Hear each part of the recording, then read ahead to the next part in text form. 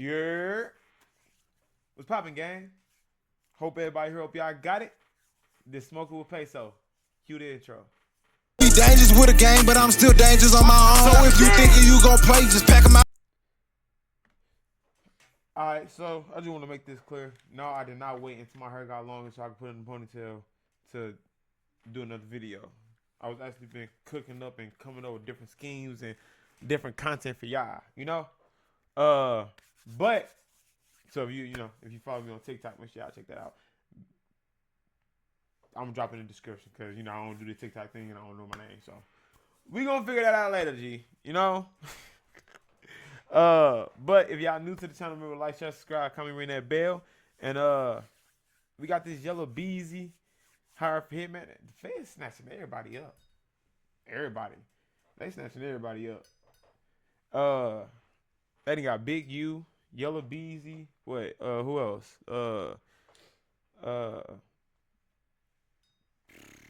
Who? Everybody in LA. Everybody in LA gone. And I blame. Y'all know who I blame, man. We ain't gonna.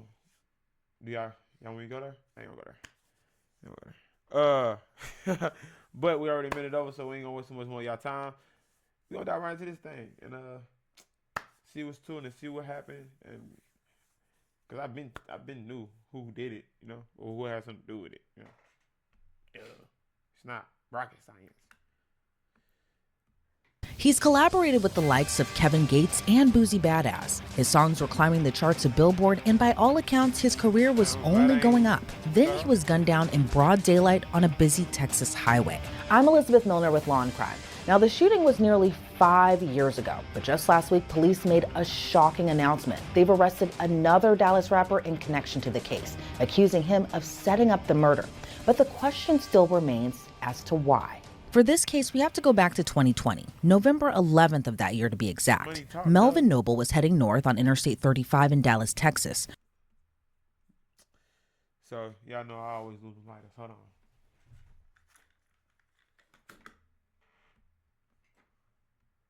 A road I myself have taken plenty of times. This was just before noon, so lots of people are traveling along that highway. Then suddenly someone approaches Melvin's car. Now before I get more into it, you might not know Melvin Noble by that name. You might know him better as Mo3. So someone approaches Mo3's car, but not just... I was trying to say, who is Melvin? Melly? Melly ain't dead, but yeah, that makes sense. Duh. Anyone, a masked gunman.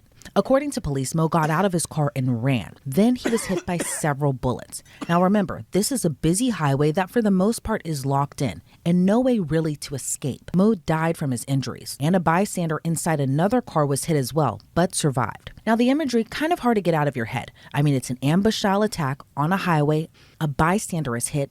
It's a lot, right? So the next question that had to be answered, who did it? Well, that answer came a month later when homicide detectives arrested a 22-year-old believed to be responsible for Mo3's murder. And that person was Kiwan White. He actually was taken into federal custody for possessing a firearm by a convicted felon, but also charged with murder. Kiwan ended up pleading guilty on the gun charge and is currently serving a 9-year sentence. But that murder charge is still open. But the story doesn't end there. When Kiwan was arrested, it was reported that he had ties to another Dallas rapper, Marquise Conway, better known as Yella Beezy. Yella Beezy and Mo3 were somewhat immersed in a feud with one another right before Mo3's death. But at the time, Yella wasn't accused or even criminally charged in connection to Mo3's murder. Then another arrest was made 5 months after the shooting. So this is April of 2021. Devin Maurice Brown was also indicted on murder. Devin reportedly contacted a witness multiple times trying to find where Mo3 was on the day of the shooting. According to police, records show numerous calls between Devin and Kiwan on the day before the shooting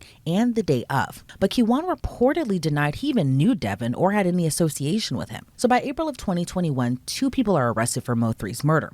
And as you likely guessed it, the story still doesn't end there. Nearly 4 years after Devin's arrest, another arrest is made. Now remember how I mentioned Yella Beezy and Mo3 had beef before Mo was killed? Well, according to police, he set up the whole murder, even allegedly paying Kiwan White money to carry out the ambush attack. Police are keeping pretty tight-lipped on the full extent of Yella Beezy's alleged involvement in Mo3's murder. But if I personally had to guess, it might stem from the beef that you had right before Mo3's death. It's not out of the realm of possibility. We've seen it in other cases, right? So what was the feud really about? Well, you can trace it back years earlier, when Mo3's friend Roy Lee was shot and killed in North Dallas in 2018. He reportedly questioned Yella Beezy's claim on Oak Cliff, a neighborhood in Dallas. Doesn't seem to be a big deal to some, but to others, it's a sign of disrespect to openly question that. Well, Roy Lee was later shot at a shopping center. Then he died from complications from the shooting. A day after Roy Lee died, Yella Beezy was shot 8 times during a drive-by, but survived that shooting. In between that, Mo3 and Yella taunted one another in diss tracks. In January of 2020, Mo3's manager claimed Yella and his crew attacked him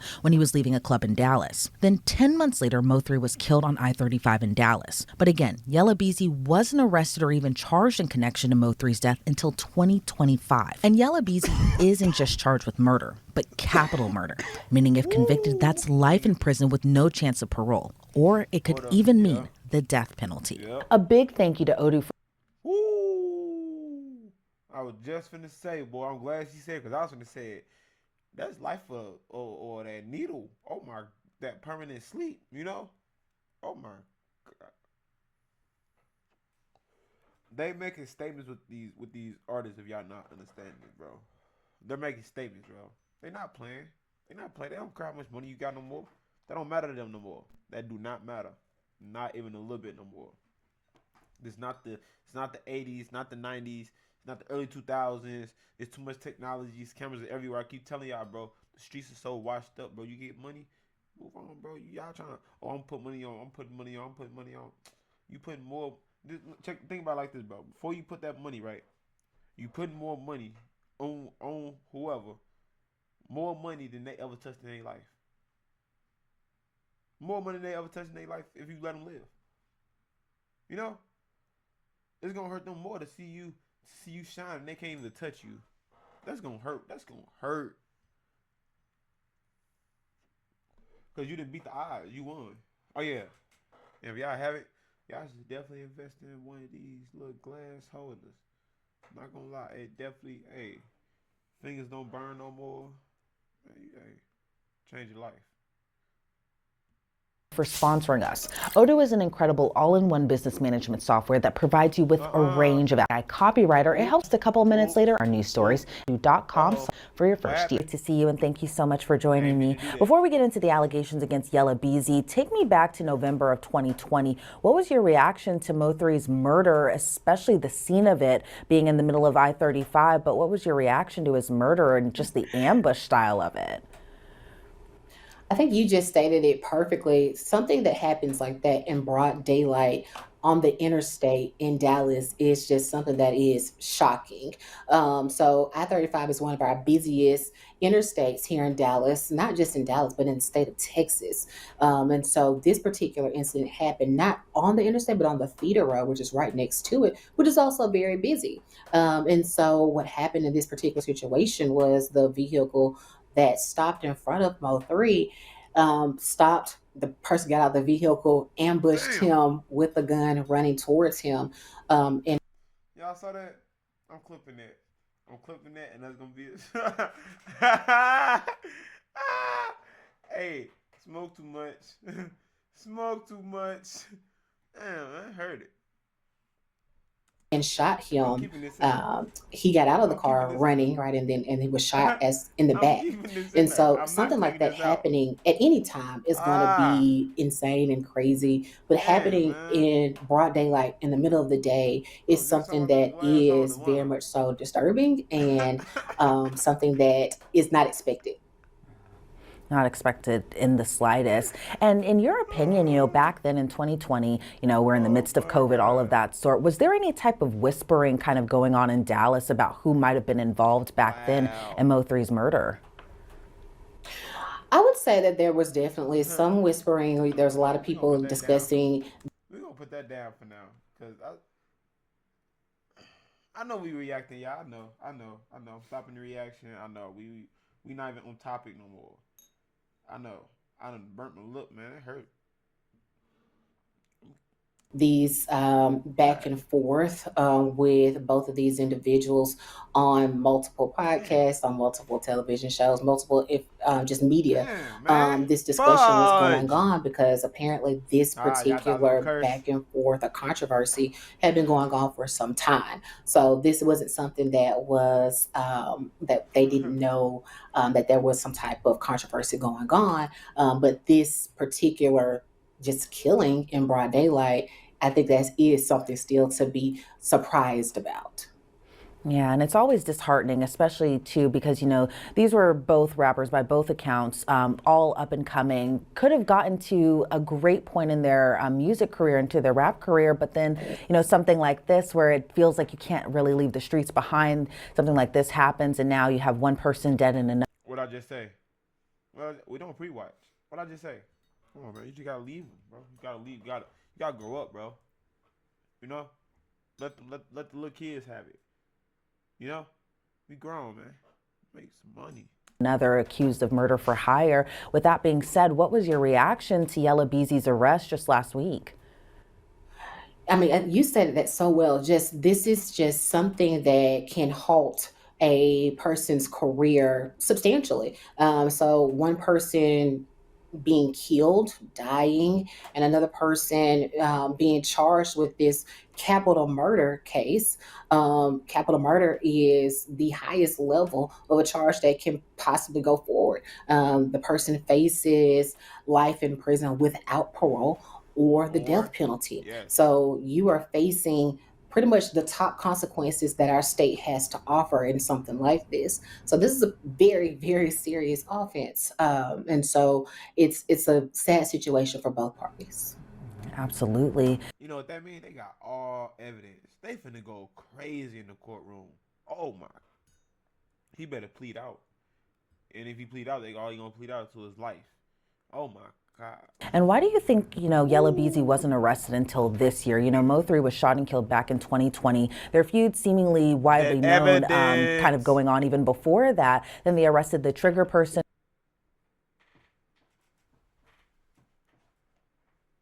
just a month later. But why Yella Beezy's arrest nearly 5 years after Mo3 was shot and killed? So the thing is that on My bad. Man, we having a crazy storm outside, and I thought I heard something. I had to check it out. You know? the limitations. And so the police department has the opportunity to do a thorough investigation. And I actually prefer that they do that. Do all of the research that you possibly can, interview everyone that you possibly can, and that way you make sure that you bring forth the case against the right person. And so it's not unlikely, it's very common actually for cases to be brought years later on cases that don't have a statute of limitations. Other cases, other felony cases may have a 5 year, 10-year statute of limitations, but some don't have one at all. And in that situation, it's not unlikely for that person to be arrested and a case to be brought against them at a later point. And I kind of want to go back to your point earlier. We were talking just about kind of what might be behind this murder and kind of what led up to it, but also in the investigation, it taking so many years just to get to an arrest of the person who is accused of orchestrating that. But it seems that we're seeing more and more of these cases of rappers accused of murder for hire. We've seen it in the Lil Durk case. We've seen it to some extent in the Big U case. Now we're seeing it again in Yella Beezy's case. And one thing that kind of also lingers amongst all those cases is just that people talk, and they talk on podcasts, and they talk on video, not necessarily admitting, hey, I done it, hey, I did this, but it kind of helps piece together things that investigators can later use down the line. What's your reaction to just people being, in a way, open, but also closed, but you can kind of read between the lines, and investigators are sitting there watching these? And then it's so crazy. Like looking at this picture, you can tell who is who. It's so crazy. You can tell who is who. Like you can tell that's the light skinned dude, tall, lanky. Come on, man. Oh my God. And yeah, that's another thing, bro. These podcasts, these interviews, y'all need to stop talking so much, bro. You know what I'm saying? I ain't gonna lie. That's why if I like when I was doing the podcast interview thing, I asked whoever I was talking to like, what you don't want me to ask you? Cause I finna know everything. So like, what you don't want me to ask you? You know what I'm saying? So like, They tell me whatever. You know what I'm saying? Because like, if you don't want to talk about something, you can tell me like, we ain't gonna talk about this. All right, cool. Move on. Next question. You know what I'm saying? Like, y'all don't gotta talk about certain stuff, bro. It ain't all about going viral, bro. You already on this big platform. Just be you, bro. You ain't gotta talk about, you know, lead. That's business. Don't speak on business. You know, talking too much. Shut up. And then y'all get in the room and get to talking more. You know, instead of just saying you want to show lawyer. You want your lawyer saying you want your lawyer gonna shut the whole conversation down. Yes, you might go to jail, but guess what? You ain't telling. You know, tighten up, man. If y'all gonna be out here, if y'all gonna be doing this, do this. Know what you getting yourself into. These types of things happen, and they're probably going to use this as evidence against that person. But what's your reaction, especially in a case like this?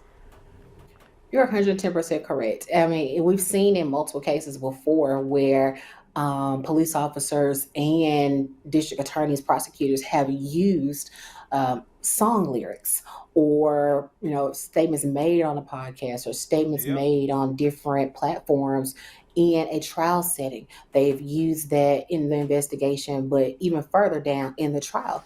And so everything that you say on a public platform can be used against you or for you, right? It can be used in your case. And so I think that's something that people have to take into account. But once you release it out on a public platform, it's just like if you try to throw something in the trash, right? You threw it out, but that still can be used in your case, used against you. You thought that you may have to throw it out and it was used years ago, and then somebody comes back, recovers that now, and that can still be used against you. So it's just something for everyone to be mindful of things that they put out, and to be mindful of that it can come back to haunt you or help you. Especially if it's years ago, people think that, oh, it's just lost, Yeah. in whatever digital landscape that it may be. But no, it's still there. It's still on the internet. People can still pull it up. Investigators can still use it against you. And it feels like we might see that coming to trial. Now, when it comes to trial, I would assume that the defense attorney is going to hope to get the diss records out, the diss songs out, and just kind of everything that might kind of paint that picture of a motive. But in your opinion, what will the defense be in a case like this, especially if it goes to trial? Yeah, I think that's the biggest point. Like, if it goes to trial, we don't know if it will or not. At this point, we've just entered into the beginning phases of this, or where he's being arrested. I know people say, "Well, it's been 5 years. How is it still the beginning phase?" It is the beginning phase because the arrest just occurred. So the Yep. arrest occurred, and then now there is what we call just pre-litigation negotiations, exchange of discovery, things of that nature. And then as that moves on, then he can decide or not if he wants to set it for a trial setting, depending upon what the offer is to him and based on the evidence that supports the charge against him. Now, in a case like this, again, capital murder, unless they're reducing it down, or to a lesser included offense, I foresee it going to trial. And so this would probably more than likely be a trial case for him. I expect to see that.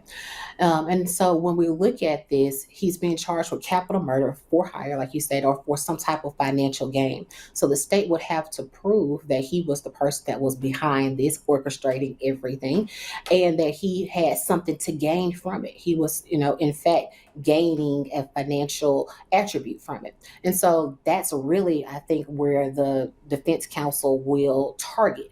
How are they able to prove that he was able to gain something from this and that he was, in fact, orchestrating this all along? And so that's where I would see the defense counsel really building the strategy, because that'll be the most difficult portion. Do you think it would be wise for him being Yella Beezy, to get on the stand and testify No. in his own defense? No. Uh, That will be the worst idea that they can come up with. No, in no circumstances should he get up on that stand, because it's gonna be his music, his lyrics, his words they're using against him. What are you gonna say? Oh, it's just art. You can't. That's not gonna keep working, bro. You know, like they finna already shut that window. Like they're not finna keep going for that. Don't put him. Oh my God, if he get on that stand, he's cooked. I'm put it that way. He's cooked, fried, over with. Oh At this my time, God. I'm not going to say that I don't know enough information about the case and what the strategy is and what the evidence that's being presented against him. That's going to be something that I think comes along with time. And as evidence is presented, then they can make a determination of if it's a good idea. A lot of times, it's really a case by case basis. What I would say though, a lot of times we, as defense counsel, we only put clients on the stand when it's absolutely necessary. Because if that's the case, I don't then think it's gonna be the necessary. prosecutors can then ask them a wide range of questions because now they're on the stand. They can ask them about their criminal history. They can ask them about just things that you may not want to come out on the stand. They now have access to. Yep. And so it just really depends on the strategy. Yeah, because I'm sure you can kind of explain away maybe song lyrics, that being for under First Amendment. But if, investigators are able to pull out receipts about, Yep. money transfers or anything like that, not that we know that at this point in the case, but, if they're able to kind of tie that in together, I can see it not going well, It's especially over for with. Yella Beezy. But do you think the other Over two men with. who are You hear also me? charged in this case could testify against Yella Beezy if this case were to go to trial? That'll also be Absolutely. very bad. A lot of times the DA's office will put in their offers to co-defendants, and in exchange for their testimony against the main person that they're looking to move forward with a case against, they can put in the offer, in exchange for your testimony, we will reduce your sentence. In exchange for your testimony, we will.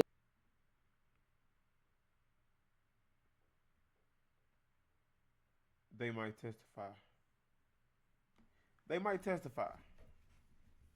Them is two co-defendants. They just might test. They might. He might testify for shit. Y'all can't see my mouth. The one on the right, the dark skin one. He might testify. I can't tell with the light skin one because he's the one that got caught first. So he actually might be the one that testify. And the dark skin one, he might not. He might not testify until he get testified on by him, and then he gonna testify to try to cut a deal. That's how that's gonna happen. It's gonna be too late for Yellow Beezy. Will Yeah, that's how it's gonna lower happen. the amount of years that we're offering to you. And that's very much so allowed. And so that's something that can be expected for the other two defendants. And so not something that is unlikely. And, we're just beginning. We don't even see a trial date set just yet or even a plea in this case. So it'll be interesting to see how this all continues to unfold. And Yeah, of I know course, we're I'll gonna be keep on you top of updated, it. Bridget, to have you We're on gonna be on again every just to get your step of thoughts on this this, trial. especially This being is our from the Dallas trial. area. Bridget, thank you so much for This is joining me our today. I trial, always y'all, appreciate it. for Before we sure. sign you off, though, I got to ask, where do you think everything goes from here? The next step is really going to be he has a bond right now of $2 million, and so it doesn't look like he has posted that bond. He's still in the Dallas County Jail, and so the next step would be either him posting that bond, asking for a bond reduction, so maybe having a bond hearing to reduce that bond down, and then moving forward to the pre-litigation negotiation stages. And $2 million is a lot of money. Bridget, again, thank you Yes. so much. And of course, we can't wait to see how this all continues to unfold. But again, thank you so much. And once again, we gonna be on top of every step, every move, everything that happened from gavel to gavel. We gonna be on top of this case. You know, this like I said, this is our case, bro. We always be late to the party. We always be late to the cases. This trial ain't started yet. We gonna be on top of this trial from gavel to gavel. No matter what happened, everything that dropped, I'm gonna be on top of it. We gonna be on top of it. We gonna see it. We gonna sit here. We gonna get lifted. You know what I'm saying? We gonna go touch. We gonna go to the moon, and we gonna watch and see what happens. We gonna put our assumptions out there. We gonna put what we think gonna happen out there. You know. But that's it for this video. If you made it this far, remember to like, share, subscribe, comment, ring that bell. Uh, I do got a lot of different content. I'm probably finna start dropping on YouTube. I'm not gonna lie.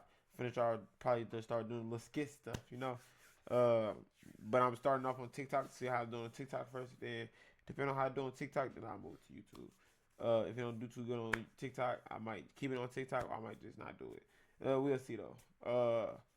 But that's it for this one. I'll catch y'all on the next one. Peso gang, we done did it again. We back, and I'm gone. You did.